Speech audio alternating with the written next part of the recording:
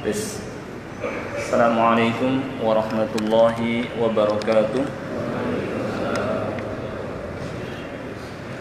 Alhamdulillah, nahmaduhu wa nasta'inuhu wa nastaghfiruh wa na'udzu billahi min syururi anfusina wa min sayyiati a'malina. May yahdihillahu fala mudilla lahu wa may yudlil fala hadiya lahu. Wa asyhadu an la ilaha illallah wahdahu la syarika lahu wa asyhadu anna Muhammadan abduhu wa rasuluh la nabiyya wa la rasula ba'dah. Allahumma salli wa sallim ala nabiyyina Muhammad wa ala alihi wa sahbihi wa man tabi'a huda ila yaumil qiyamah, amma ba'd. Pertama-tama kita panjatkan puja dan puji syukur kehadirat Allah Subhanahu wa taala yang tidak henti-hentinya melimpahkan kepada kita semua nikmat-nikmatnya, terutama adalah nikmat Islam. Demikian pula nikmat taufik, dimudahkan kita oleh Allah Subhanahu wa taala untuk dapat menjalankan ajaran-ajaran agamanya, yang diantaranya adalah salat subuh berjamaah, dan kemudian kita lanjutkan dengan menyempatkan hadir di majlis ilmu atau majlis ta'lim di mana faedah manfaat dari hadir di majlis ilmu atau majlis ta'lim ini sangat banyak sekali. Di antaranya adalah sebagaimana sabda Nabi sallallahu alaihi wasallam, "Man salaka tariqa yaltamisu fihi ilma, sahalallahu bihi tariqan ilal jannah." Barang siapa yang menempuh jalan untuk mencari ilmu, maka Allah Subhanahu wa taala akan memudahkan baginya jalan ke surga. Hal itu karena dengan hadir di majlis ilmu, seseorang jadi tahu agama, tahu mana perintah Allah sehingga dapat dia laksanakan, mana larangan Allah Subhanahu wa taala sehingga dia dapat menjauhinya. Sehingga dengan begitu dia bisa bertakwa kepada Allah, sedangkan takwa adalah kunci untuk masuk ke dalam surganya Allah Subhanahu wa taala. Kalau kita tidak hadir di majelis ilmu, kita nggak tahu perintah Allah, yang ada banyak yang kita tinggalkan. Kita tidak tahu larangan Allah, yang ada kita malah jatuh ke dalam larangan, ya, sehingga malah mengantarkan kita ke dalam neraka wal iyadu billah. Maka inilah kenapa hadir di majelis ilmu atau majelis ta'lim, Allah akan mudahkan untuk kita jalan ke surga, karena dengannya kita bisa bertakwa kepada Allah Subhanahu wa taala. Demikian pula faedah dan manfaat dari hadir di majelis ilmu atau majelis ta'lim adalah membantu kita untuk istiqomah di atas agama Allah Subhanahu wa taala. Ya. Dalam Al-Qur'an di surah Ali Imran, Allah Subhanahu wa taala berfirman, "Wa kaifa takfuruna wa antum tutla 'alaikum ayatullahi wa fiikum rasuluh."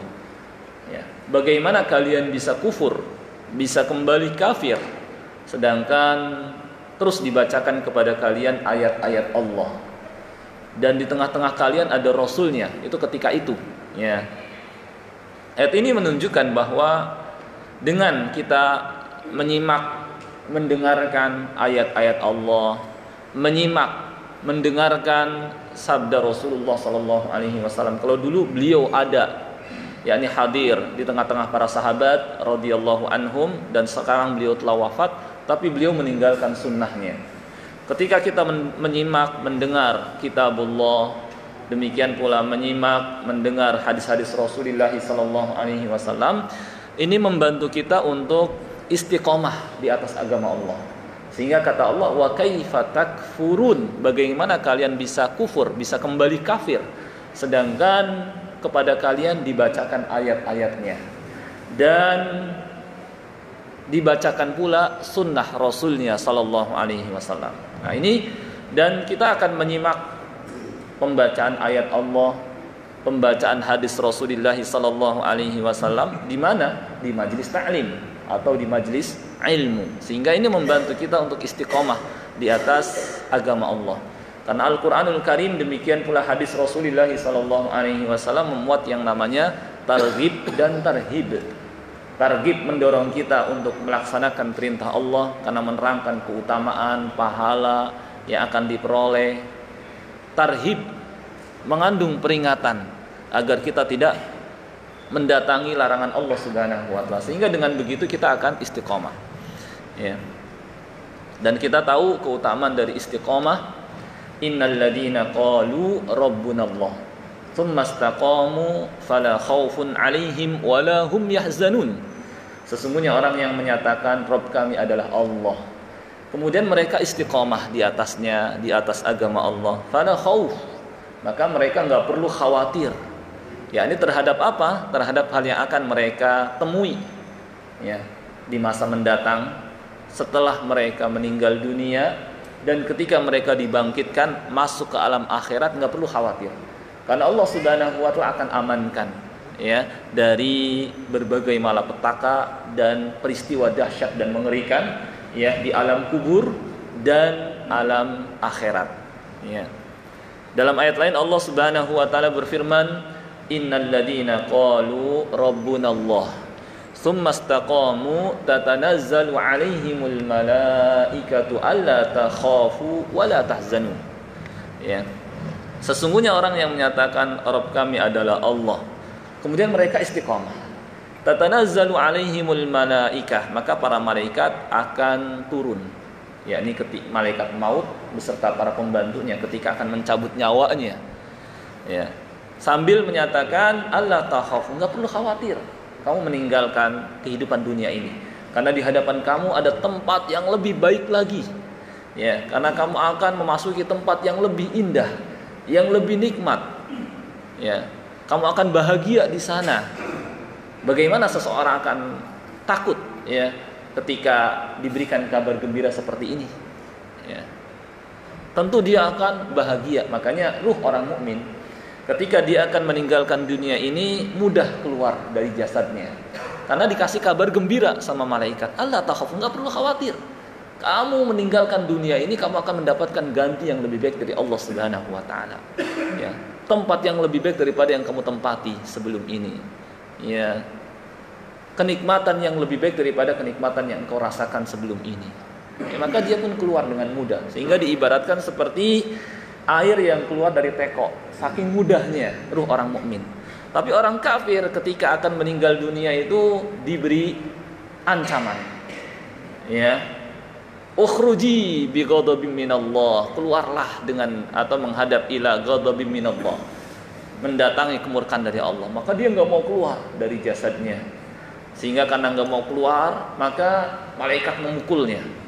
Fa kaifa idza tawaffatuhumul malaikatu yadribuna wujuhahum wa fa kaifa idza tawaffatuhumul malaikatu yadribuna wujuhahum wa adbarahum. Bagaimana nantinya engkau lihat ketika malaikat maut dan para pembantunya mendatangi ruh orang kafir ya, sambil mukulin wajah dan punggung mereka. Keluar.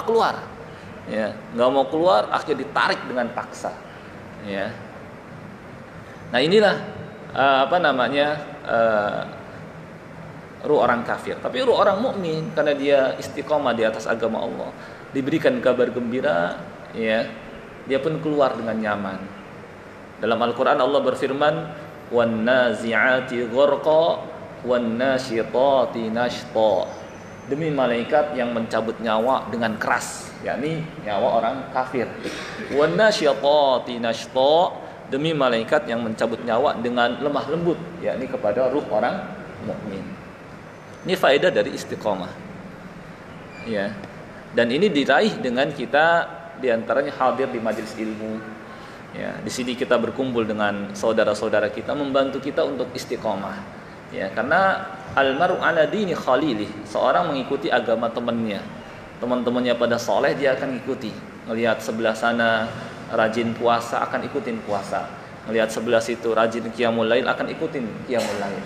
Nah, ini didapat dengan kita berkumpul di majelis ilmu. Belum keutamaan lainnya yang mungkin pernah saya sampaikan sewaktu saya kesini juga, majtama'a qaumun fi baitin min buyutillah yatluna kitaballah wa yatadarasunahu fima bainahum.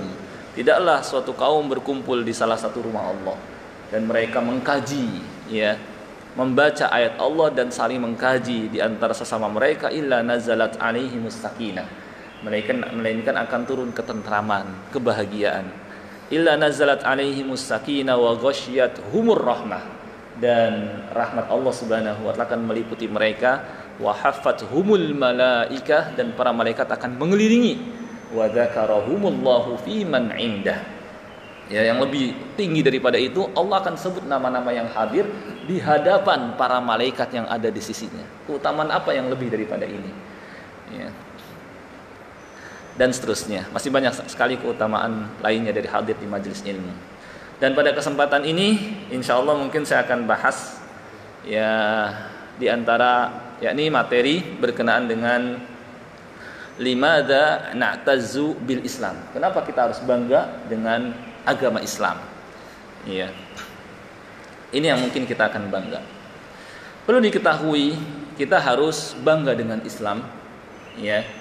Karena Allah Subhanahu wa taala menyatakan wala tahinu wala tahzanu wa antumul a'launa in kuntum mu'minin. Jangan kamu lemah, jangan menghinakan diri, jangan merendahkan diri. Wa antumul a'laun, kamu lebih tinggi daripada orang-orang kafir.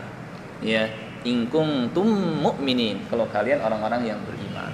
Jadi harus kita jangan sampai minder, ya, malu menampakkan keislaman kita. Ya. Bahkan Allah Subhanahu wa taala perintahkan, menyatakan wa man ahsanu qawlan mimman da'a ila Allah wa 'amila shalihan wa qala innani minal muslimin. Siapa yang lebih baik? Maksudnya enggak ada yang lebih baik daripada orang yang mengajak manusia kepada Allah, ya, mendakwahkan agama Allah. Wa amila shaliha, mengerjakan amal saleh, waqal, dan menyatakan innani minal muslimin, bahwa sesungguhnya aku termasuk orang-orang muslim. Nah, sekarang mengapa kita harus bangga dengan Islam? Ya. Banyak sekali alasan. Ya. Di sini cuma saya sedikit saja menyebutkan. Yang pertama adalah bahwa Islam adalah satu-satunya agama yang diridhoi, yang diterima di sisi Allah Subhanahu wa taala. Allah berfirman, "Innad dina 'indallahil Islam." Sesungguhnya agama yang diridhoi di sisi Allah hanyalah Islam. Dalam ayat lain Allah berfirman, "Wa may yabtaghi ghairal islami dinan falan yuqbala min wa huwa fil akhirati minal khasirin." Barang siapa yang mencari agama selain Islam, enggak akan diterima agama itu daripadanya, dan di akhirat dia termasuk orang-orang yang rugi. Ya. Kenapa kita harus bangga? Ya karena agama kita diridhoi oleh Allah Subhanahu wa taala, diterima oleh Allah Subhanahu wa taala, dalam arti mereka yang beramal, beribadah di atas agama ini akan diterima amalnya, enggak akan sia-sia. Ya. Dan bahwa agama inilah satu-satunya yang diterima oleh Allah Subhanahu wa taala dan mengantarkan kita, ya, ke dalam surganya Allah Subhanahu wa taala. Selain Islam enggak diterima. Selain Islam enggak diridhoi. Kenapa Allah enggak ridho agama selain Islam? Jawab, karena agama selain Islam mengandung kemusyrikan. Allah disekutukan. Selain Allah disembah. Sedangkan Allah menyatakan wala yarda li ibadihil kufur. Allah enggak ridho hamba-hambanya melakukan kekufuran, hamba-hambanya melakukan kesyirikan. Allah hanya ridha ketika hamba-hambanya mentauhidkannya, dan itu hanya ada dalam agama Islam. Ya. Dan bahwanya Islam sajalah yang mengantarkan pemeluknya ke dalam surganya Allah Subhanahu wa taala. Selain Islam tidak bisa mengantarkan. Ya. Kalau seseorang berkata, bukankah yakni sebenarnya, atau misalnya mengatakan bahwa jalan menuju surganya Allah Subhanahu wa taala itu banyak jalannya. Enggak mesti lewat Islam, bisa juga lewat agama yang lain. Kristenkah, Yahudikah, Buddhakah, Hindukah, Konghucukah, atau agama-agama yang lain. Ya. Bukankah banyak jalan menuju Roma katanya?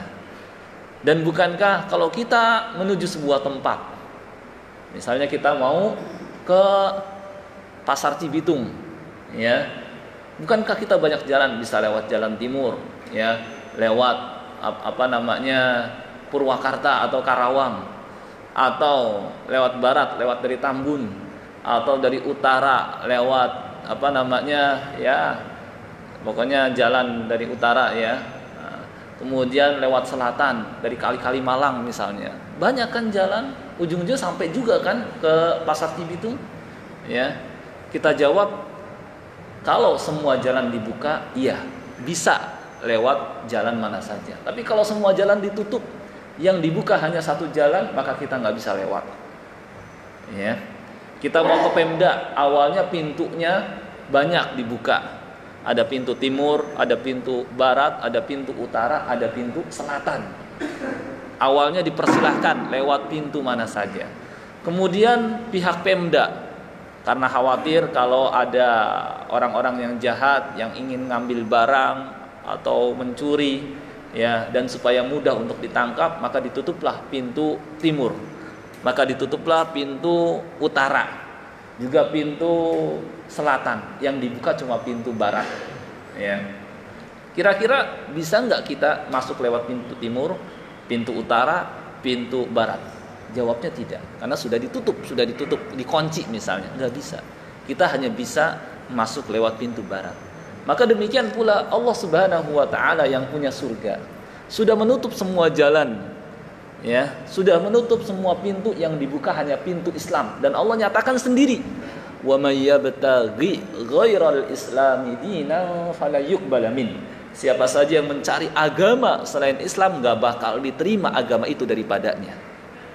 Wa huwa fil akhirati minal khasirin. Maksain diri, tetap enggak bakal dibukakan pintu langit untuk mereka.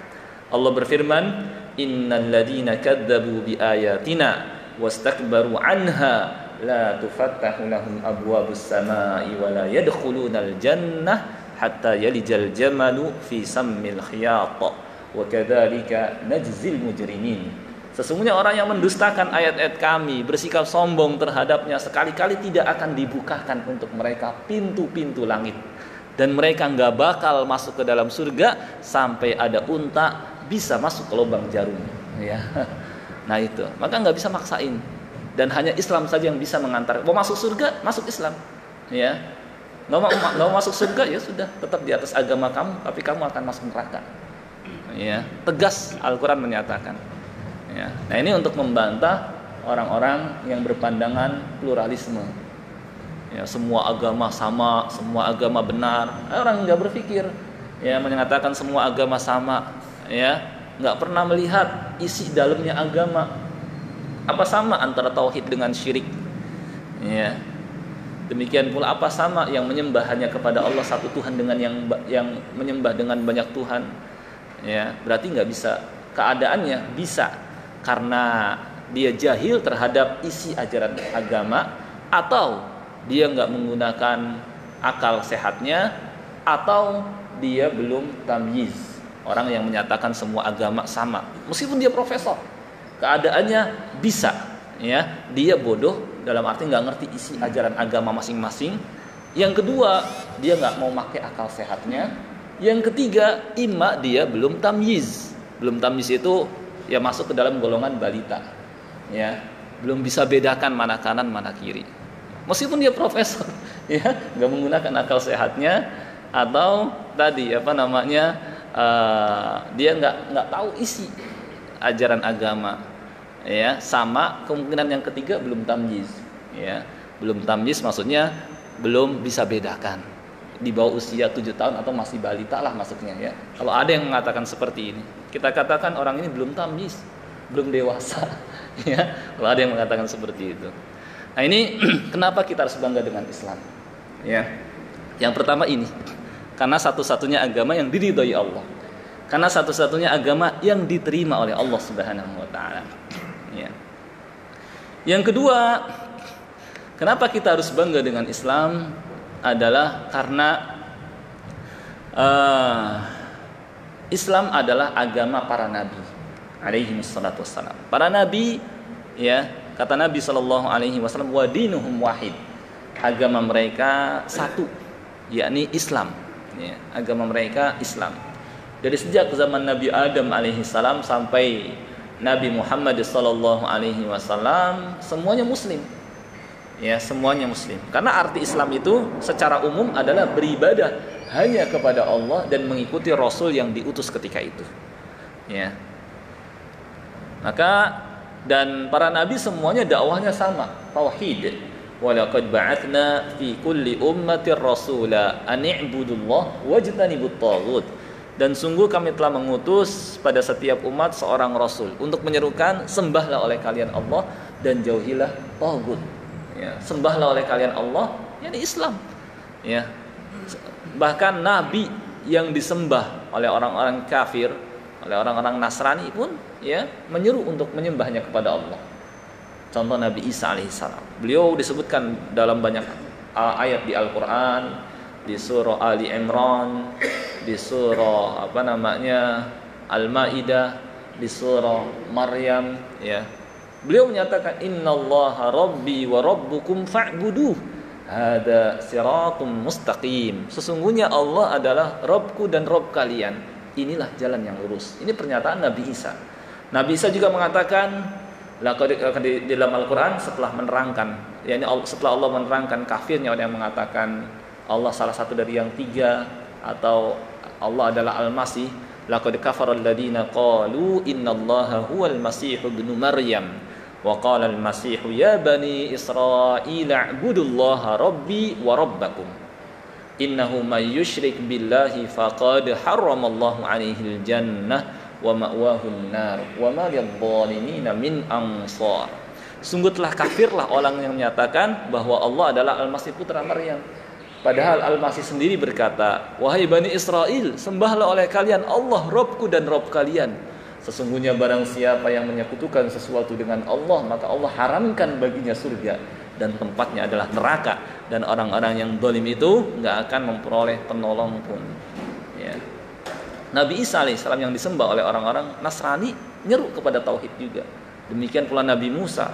Nabi Musa marah ketika melihat kaumnya menyembah patung anak sapi. Ya, ini menunjukkan para nabi semuanya muslim.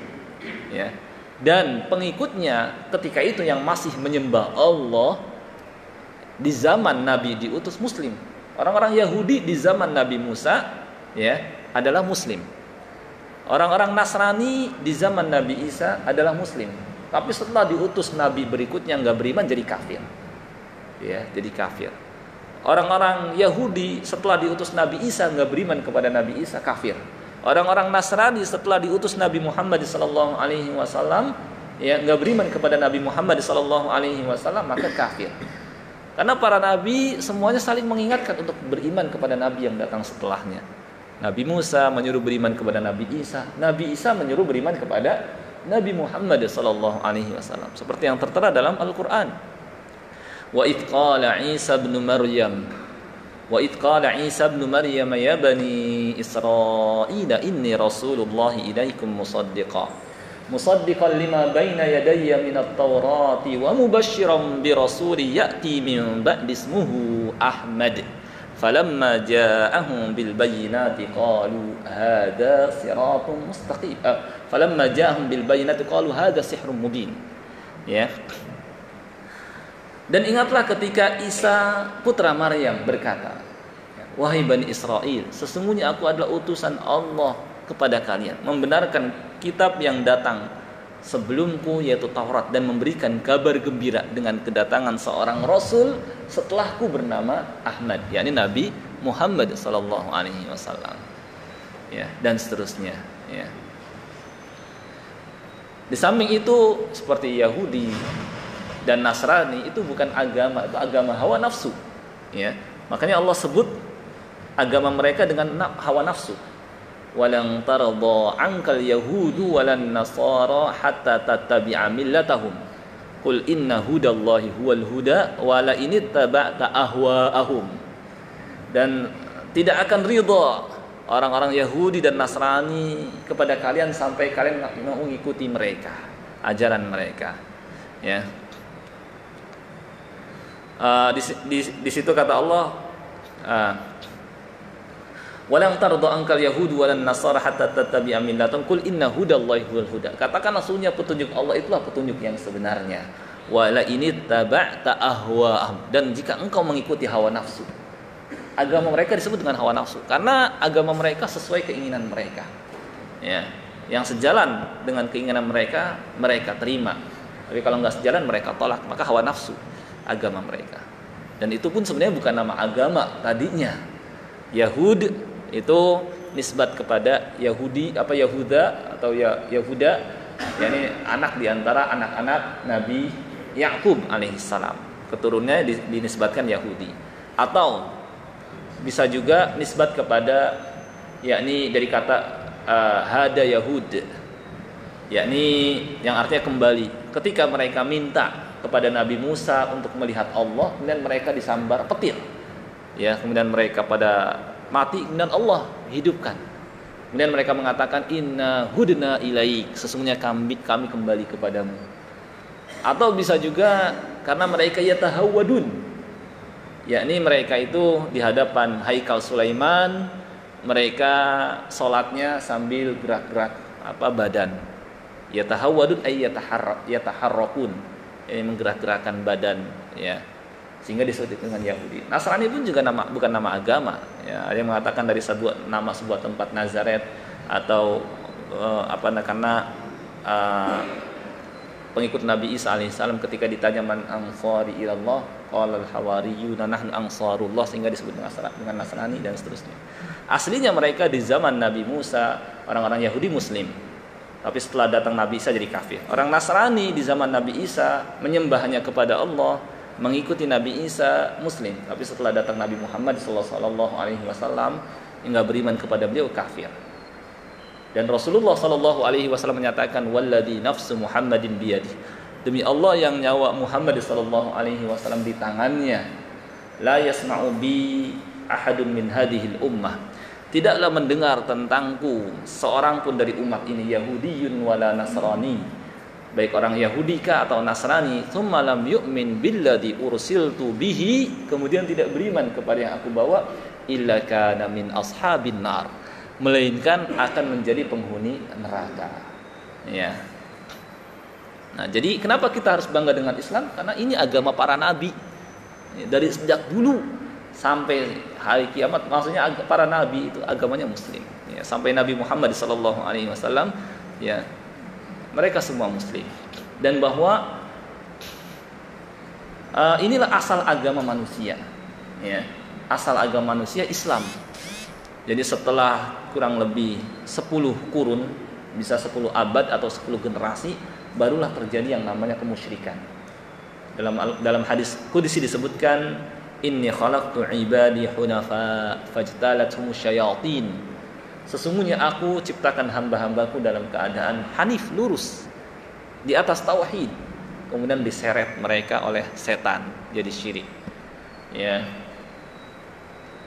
Dalam Al-Quran juga disebutkan fa'aqim wajhaka lid-dini hanifa fitratallahi allati fataran nasa 'alaiha la tabdila ya li khalqillah, la tabdila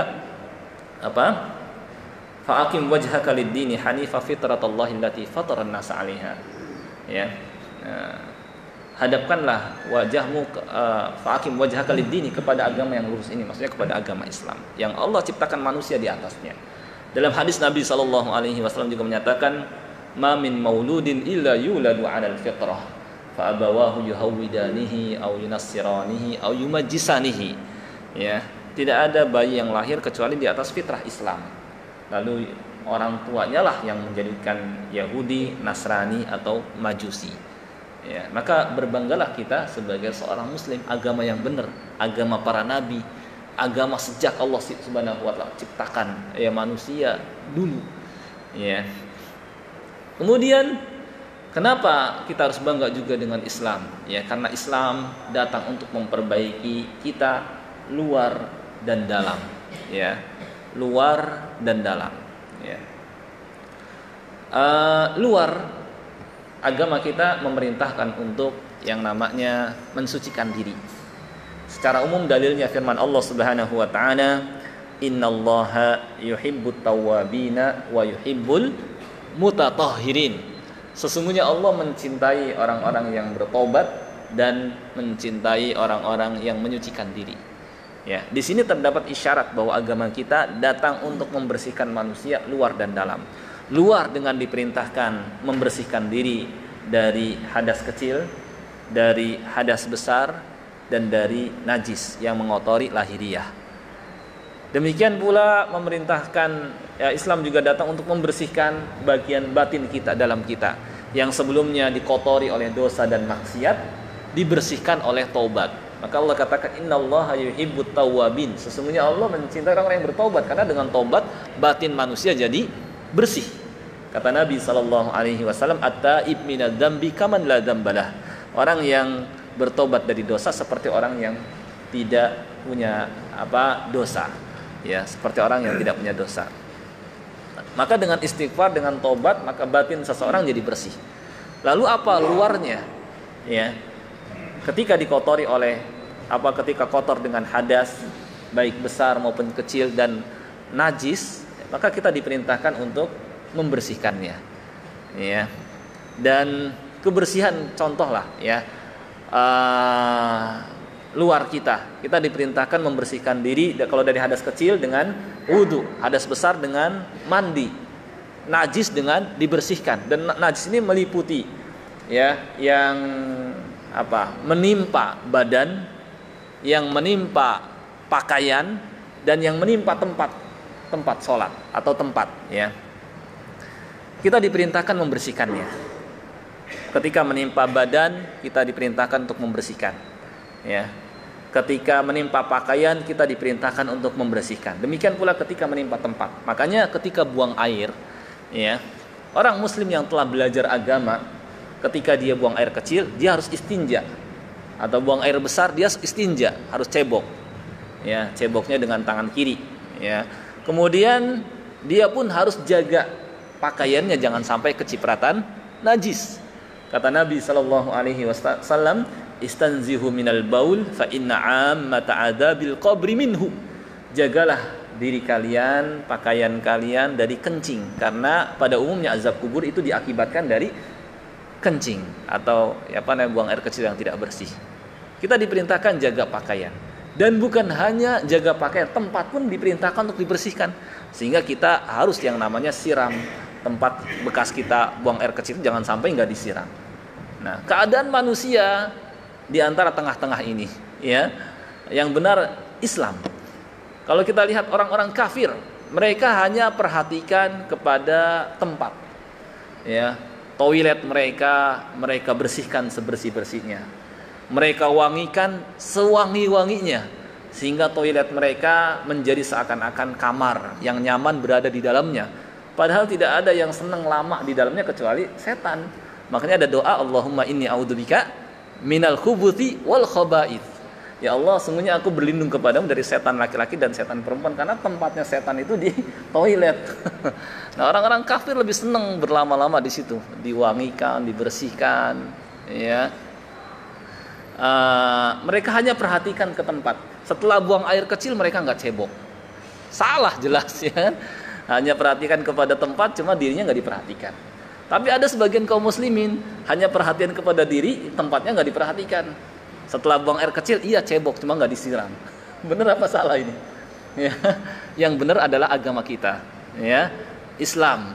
Setelah kita buang air kecil, ya kita cebok, jaga diri, pakaian kita jangan sampai kecipratan najis, juga disiram, jangan sampai nggak disiram.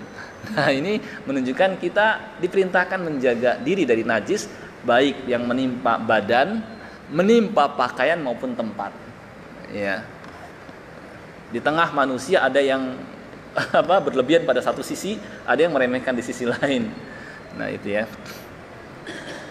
Kemudian juga kenapa kita harus bangga dengan Islam? Dan ini mungkin saya agak panjang kalau yang terakhir ini. Karena agama kita adalah agama yang mudah. Ya, agama yang mudah. Rasulullah SAW bersabda, Inna dina yusr. Sesungguhnya agama ini adalah agama yang mudah. Wala yashaddad dina ahadun illa ghalabah. Tidak ada yang coba-coba nyusahin agama ini, melainkan dia akan kalah sendiri. Fasaddidu, maka bersikap luruslah. Wa qaribu, mendekatlah. Wasta'in wa abshiru, bergembiralah. wasta'inu bil ghadwah, manfaatkanlah waktu pagi, warauhah, waktu sore, wa syai'in minad duljah, dan sedikit di waktu malam. Hadis ini singkat tapi padat, dan ini diantara mukjizat dia Nabi sallallahu alaihi wasallam, diberikan jawami'ul kalim, kata singkat namun padat isinya. Kata beliau, innad dina yusr, sesungguhnya agama ini mudah. Ya, sebagaimana firman Allah, wa ma ja'ala 'alaikum fid dini min haraj. Allah sama sekali enggak menjadikan kesulitan dalam agama ini. Bahkan yang Allah inginkan adalah kemudahan. Yuridullahu bikumul yusra wa la yuridu bikumul usra. Allah menginginkan kemudahan buat kalian, enggak menginginkan kesusahan buat kalian. Makanya kalau kita perhatikan ajaran agama ini, baik usulnya maupun furu'nya, baik dasarnya maupun cabangnya, baik akidahnya maupun syariatnya mudah. Akidahnya mudah dicerna, syariatnya mudah diamalkan. Ya. Akidahnya, keyakinan yang mudah dicerna, simple, jelas, sejalan dengan akal sehat dan fitrah manusia. Lihat surah Al-Ikhlas. Qul huwallahu ahad, Allahus samad, lam yalid wa lam yulad wa lam yakul lahu kufuwan ahad. Siapa yang bertanya kepada kita tentang Allah, hakikat ketuhanan dalam Islam, enggak usah bingung-bingung jawabnya. Jawab dengan surah Al-Ikhlas. Mau tahu tentang akidah kami, mau tahu tentang konsep ketuhanan dalam agama kami, orang muslim yang telah belajar agama enggak pusing-pusing. Nih, dengarkan. Qul huwallahu ahad. Tuhan menurut keyakinan kami esa. Qul huwallahu ahad. Satu saja, enggak banyak. Ya, karena kalau banyak, sebagaimana firman Allah di surah Al-Mu'minun, "Law kana fihima alihatun illallah lafasadata." Kalau seandainya di langit, di bumi ada banyak tuhan-tuhan yang lain di samping Allah, hancur alam semesta ini. Ya, wala ala ba'duhum ala ba'd, satu sama lain saling mengalahkan. Dan tentu akan ada banyak kebijakan. Kenapa kita tidak menerima dalam satu pemerintahan banyak presiden? Harusnya dalam alam semesta ini pun jangan terima ya ada banyak Tuhan. Kalau seandainya di negara kita misalnya ada, gak usah banyak misalnya 5 presiden, coba yang ada bingung gak rakyat kebijakan perintah mana yang harus dia lakukan? Satu presiden menetapkan begini, yang lain menetapkan begitu. Satu menetapkan PPKM, yang lain jangan. Satu lagi ya, atau misalnya kalau misalnya dalam hal harga, meskipun sebenarnya pemerintah nggak boleh menetapkan harga dalam Islam. Ya, misalnya harga BBM, yang satu menetapkan karena kasihan sama rakyat 5.000. Yang lain lagi ya, jangan 5.000, kita ini punya banyak utang ke luar negeri. Ya, udahlah naikkanlah jadi 10.000. Yang lain lagi, kalau 10.000 kita utang terlalu banyak, terlalu kecil, sudahlah 13.000. Yang lain lagi 15.000. Gak akan berjalan ya pemerintahan tersebut. Ya, demikian pula kalau seandainya di alam semesta ini ada banyak Tuhan yang lain di samping Allah. Satu mengusulkan jangan terus matahari terbit dari timur, kali-kalilah dari barat. Jangan dari barat, cobalah dari utara. Ya gitu. Jangan dari utara, dari selatan lah kali-kali. Yang ada bingung matahari, perintah mana yang harus dia kerjakan. Yang ada nggak akan terbit matahari, nggak akan jalan alam semesta ini. Itu kalau seandainya di langit dan di bumi ini ada Tuhan-Tuhan yang lain di samping Allah. Dan kalau hanya satu saja yang disembah, yang lain nggak disembah, akan timbul kecemburuan. Ya, demikian pula akan menyusahkan penyembahnya. Aduh, banyak banget. Kalau saya menyembah semuanya nggak mungkin. Saya punya banyak kesibukan. Satu disembah, ini juga disembah. Kalau ada 20 Tuhan misalnya, satu sembah. Ini 2, 3, 4, 5, 6, menyusahkan. Maka yang sejalan dengan akal dan fitrah manusia, qul huwallahu ahad. Ya, Allahus samad. Allah adalah Tuhan yang seluruh makhluk bergantung butuh kepadanya karena keadaannya yang maha kuasa dan keadaannya yang maha kaya. Ya ayyuhan nasu antumul fuqara'u ilallah wallahu huwal ghaniyyul hamid.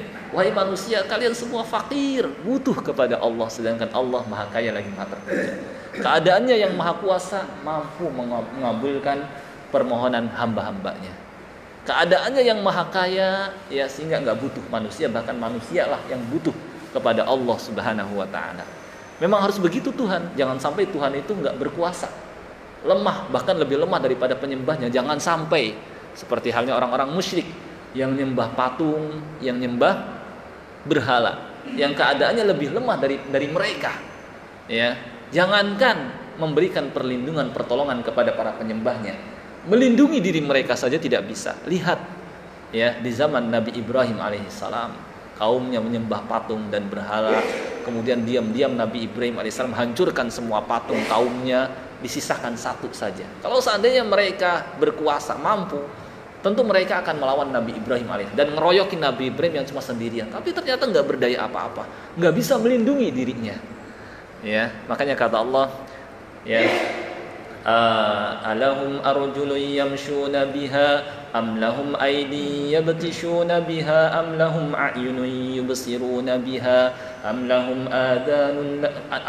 adanun yasma'una biha qul id'u syuraka'akum thumma kiduni fala tundirun. Apa mereka punya tangan yang tangan itu bisa menangkis, ya, melawan? Alahum arjulu yabshuna biha. Mereka punya kaki yang bisa digunakan buat berjalan. Alahum a'yunu yubsiruna biha. Apa mereka punya mata yang bisa digunakan buat melihat atau telinga yang bisa digunakan buat mendengar? Ya. Nah, sudah lemah keadaannya disembah juga. Ya. Nah, ini, ya, kan enggak sejalan dengan akal sehat, gitu ya. Apalagi di zaman sekarang masih banyak yang nyembah selain Allah Subhanahu wa taala, menyembah patung dan berhala.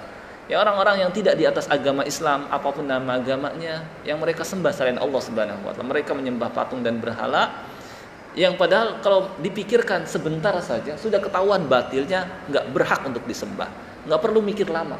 Tapi anehnya mereka dalam urusan dunia pada sempat mikir lama, pada sempat, ya, memikirkan bahkan yang sulit sekalipun, sampai mereka bisa membuat alat-alat elektronik, membuat handphone, membuat laptop, membuat mobil, membuat pesawat, membuat berbagai macam alat-alat elektronik. Mereka sempat yang padahal kalau kita lihat buka dalam isinya komponennya begitu kecil, rumit, tapi mereka sempat memikirkan. Tapi untuk memikirkan ketuhanan, memikirkan agama mereka benar atau salah nggak sempat.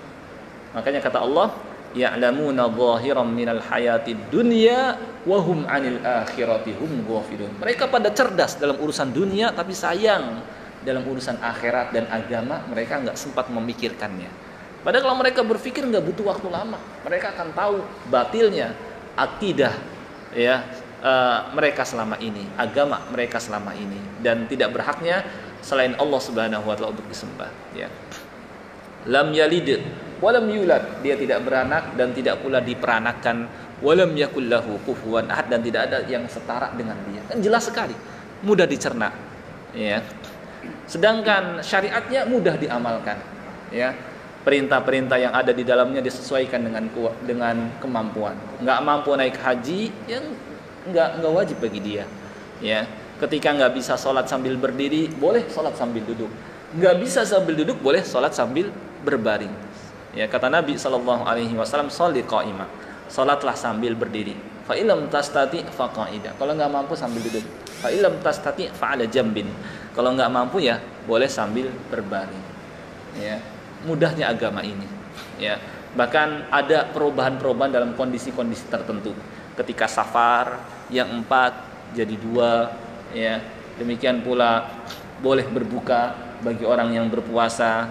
Demikian pula sholat dalam kondisi tertentu seperti dalam khauf, perang, ya, pelaksanaannya pun bisa sambil, ya, kita pegang senjata, bahkan sambil berjalan atau berlari kalau suasana sudah semakin mencekam pun diperbolehkan, dan seterusnya, ya.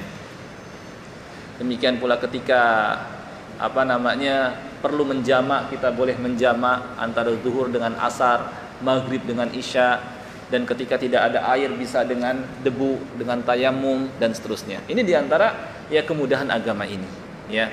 Sehingga agama ini sholih likulli zaman wa makan wa ummah, cocok untuk setiap zaman, untuk setiap umat, dan untuk setiap tempat dimanapun, ya. Nah, inilah benarlah sabda Nabi SAW, innad dina yusr, agama ini mudah. Wala yushadadina ahadun illa ghalabah, dan tidak ada orang yang coba-coba nyusahin agama ini. Apa contoh nyusahkan? Keadaan yang pertama adalah mewajibkan yang sunnah. Misalnya dia mewajibkan sendiri amalan-amalan sunnah. Pokoknya selama hidup saya harus mengerjakan sholat sunnah rawatib, sholat duha dan sholat malam. Ya, dia mewajibkan. Atau saya akan berpuasa ya di samping Senin Kamis 3 hari dalam setiap bulan. Nabi Daud juga saya akan mewajibkan diri sendiri. Yang sebenarnya itu sunnah. Allah tidak mewajibkan. Ya, memang di awal dia bisa. Karena sebagaimana sabda Nabi Shallallahu Alaihi Wasallam, Inna likulli abidin syirrah. Setiap ahli ibadah itu ada masa-masa semangat.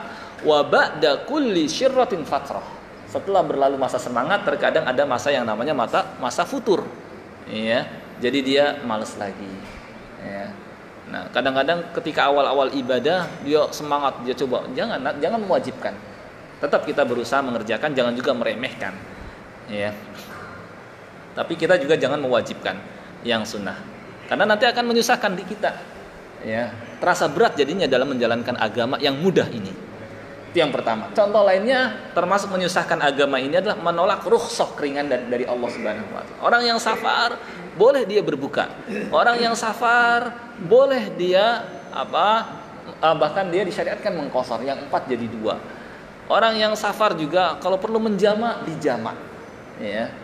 Nah, kemudian dia tolak, saya masih kuat kok, saya nggak perlulah berbuka ketika puasa, saya nggak perlulah mengkosor-kosor misalnya, saya nggak perlulah menjamak. Dia akan merasakan ternyata lelah sekali, perjalanan berat sekali. Nah, kan akan merasakan kekalahan.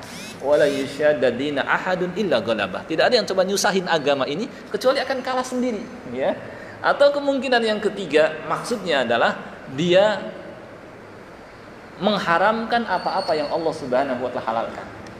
Allah halalkan makan daging, Allah halalkan minum susu, Allah halalkan menikah. Pokoknya saya ingin fokus beribadah, saya nggak mau makan yang enak-enak. Saya juga nggak mau menikah. Kayak orang rahib kayak gitu ya, kayak rahib. Dahulu ada 3 orang datang ke rumah istri-istri Nabi Shallallahu Alaihi Wasallam.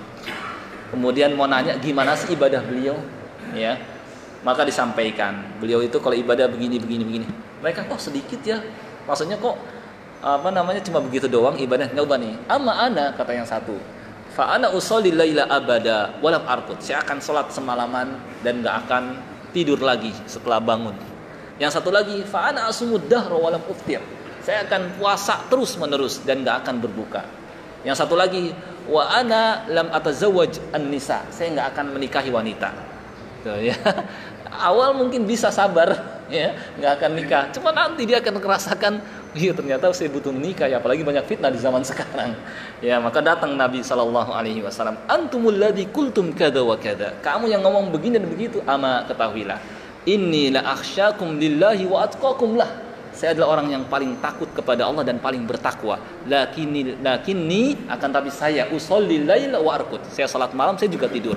Wa asumu wa uftir, saya berpuasa, saya juga berbuka. Wa atazawwajun nisa, saya menikahi wanita. Faman raghiba an sunnati falaysa minni, siapa yang enggak suka sama sunnahku bukan termasuk golonganku. Ya, makanya kita enggak boleh mengharamkan apa yang Allah Subhanahu wa taala halalkan. Gitu ya. Nah, ini termasuk menyusahkan agama.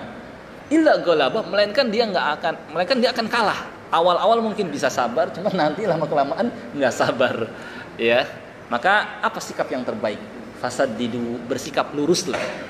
Apa bersikap lurus? Ya, kita sedikit lagi. Yakni pertengahan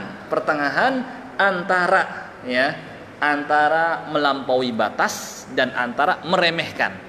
Melampaui batas adalah dengan mengerjakan yang tidak dicontohkan oleh Rasulullah Sallallahu Alaihi Wasallam. Jadi sampai melakukan istilahnya bid'ah. Ya, ini termasuk tidak bersikap lurus. Kalau lurus kan di atas contoh Rasulullah SAW. Kalau melampaui batas berarti ngelewatin. Ya, makanya kata Allah binasanya orang-orang dulu kan, ya ahlal kitab la taghlu fi dinikum. Wahai ahlul kitab, janganlah kalian berlebih-lebihan. Berlebihan di sini bukan berarti kita nggak boleh berlebih-lebihan belajar agama, ntar nanti bisa stres katanya, itu masalah ya, yang dipelajari juga salah. Atau jangan terlalu fanatik lah sama agama, bukan begitu. Maksudnya adalah sampai melampaui batas dari ajaran Rasulullah Sallallahu Alaihi Wasallam, ya, sampai yang namanya berbuat bid'ah. Ya, misalnya dia melakukan puasa nambahin sendiri dengan puasa mutihkah, zikir dalam jumlah yang banyak sampai ribuan kali. Ya, misalnya pas hari santri, ya dianjurkan baca sholawat nariyah 4.444 kali. Nah, ini kan coba nyusahin diri.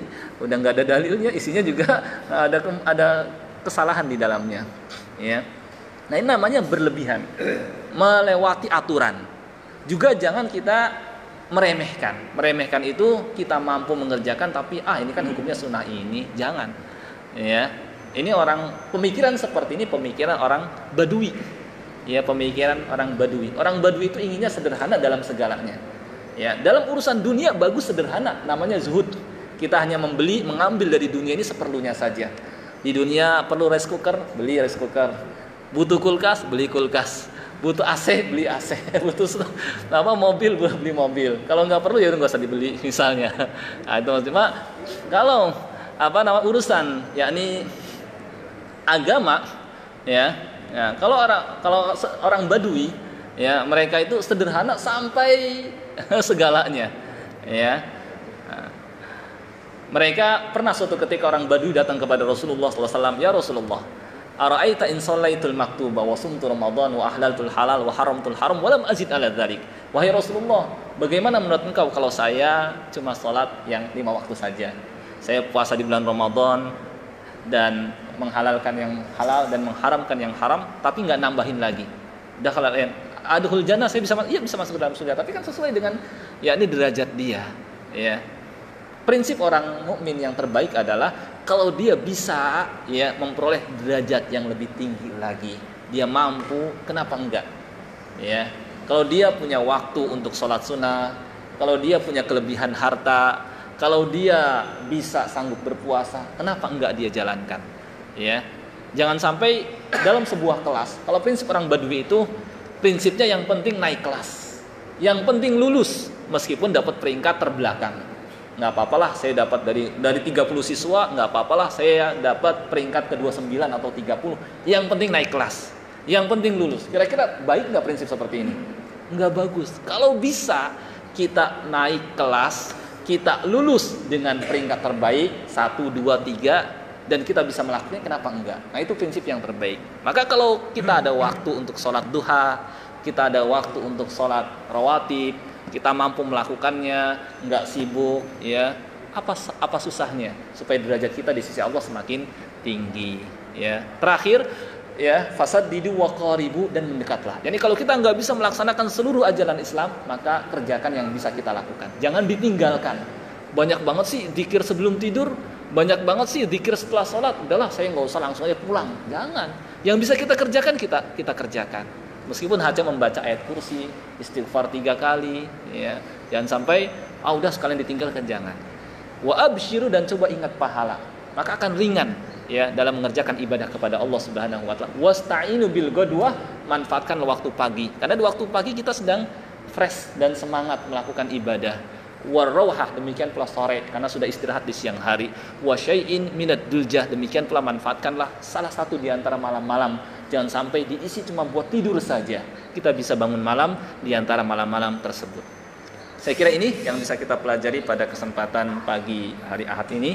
Mudah-mudahan apa yang saya sampaikan bermanfaat. Ya, cukup panjang karena ya banyak yang penting yang perlu saya sampaikan. Sepertinya mungkin ada pertanyaan nggak atau dicukupkan? Cukup ya, karena sudah jam 6 ya. Mohon maaf kalau terlalu lama ya, mudah-mudahan bermanfaat. Yang benar datang dari Allah Subhanahu wa taala, yang keliru dari saya sendiri dan dari setan saya minta ampun kepada Allah dan mohon maaf. Kita tutup dengan doa kafaratul majlis. Subhanakallahumma bihamdika asyhadu an la ilaha illa anta astaghfiruka wa atubu ilaik. Assalamualaikum warahmatullahi wabarakatuh.